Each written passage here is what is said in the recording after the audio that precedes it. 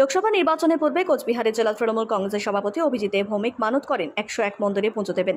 সেই মতনই তিনি 101 মন্দিরে পুজো দেন এবং ভোটে জয়লাভ করে। আর এই ভোটে জয়লাভ করার পর তিনি আবার বলেন যে জাগ্রত 101 মন্দিরে পুজো দিয়ে জয়লাভ করেছেন, তিনি আবার সেই মন্দিরগুলোতেই পুজো দেবেন। সেই মতনই তার কর্মসূচি চলছে। আজ অষ্টম দফায় তিনি কলাকাটা হরি মন্দিরে পুজো দেন। এই কর্মসূচিতে উপস্থিত ছিলেন কোচবিহার 1B ব্লকের ব্লক সভাপতি আব্দুল কাদের হক। এছাড়াও উপস্থিত ছিলেন তৃণমূল কর্মী জাহানুর আলম সহ অঞ্চল নেতৃত্বরা। পুজো শেষে কোচবিহার জেলা সভাপতিকে সম্বর্ধনা জ্ঞাপন করে পানিশালা অঞ্চল নেতৃত্বরা। পাশাপাশি এদিন এই কর্মসূচিতে একটি যোগদান কর্মসূচি অনুষ্ঠিত হয়। এই যোগদান কর্মসূচিতে কলাকাটা 181 নম্বর বুথের 15টি পরিবার এবং পার্শ্ববর্তী গ্রাম নথুয়াপাড় 180 নম্বর বুথে 15টি পরিবার এই কর্মসূচিতে যোগদান করে। এই যোগদান কর্মসূচির পর কি জানালেন ব্লক সভাপতি আব্দুল কাদের হক এবং জাহানুর আলম, আমরা শুনব। কি বলবেন?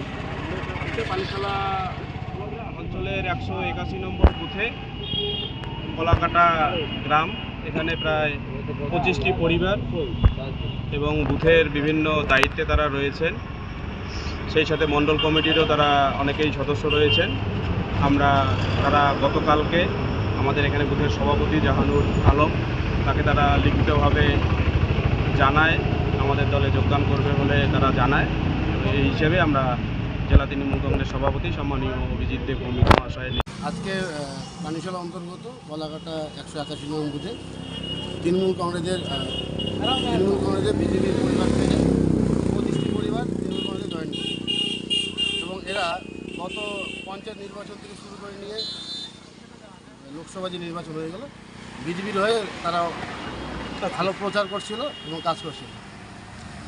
আপনার নাম? আমার নাম জাহানুর আলম, কলাকাটা 181 নম্বর কমিটির সভাপতি। জোরে বলবা। এই লোকের বিজেপির যে অবস্থা, বিজেপির উন্নতি নেই।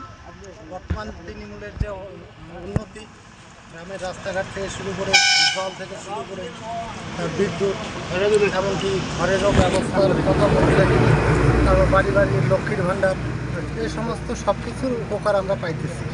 তাই আমরা বিজেপির যারা একনিষ্ঠ কর্মী ছিলাম, মোটামুটি 20-25 জন, তারা যে আমাদের দাদা আসছে, তারপর অভিজিৎ দা আছে, ওনার কথা মতো আমরা টিএমসিতে যোগদান করলাম।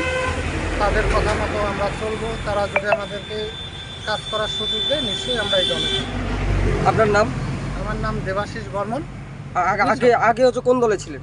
আগে বিজেপি করতাম, এমনকি মণ্ডলেও ছিলাম। তারপরে এই সামনের যে ইলেকশনটা গেল, ওখানে পুলিং এজেন্টও ছিলাম, কিন্তু আমাদের বুথটা হারা প্লাস। কী কারণে দল প্রত্যাবর্তন আপনার? প্রত্যাবর্তন এখানে বিজেপির সেই রকম উন্নতি নাই। আর যা পরিস্থিতি দেখা যাইতেছে, দীর্ঘ 10 বছরেও বিজেপি আসবে কিনা বোঝা যায় না। এর জন্য আমাদের এখানে থাকতে হবে, সবাই মিলেমিশে চলবো। এর জন্য টিএমসিতে যোগদান।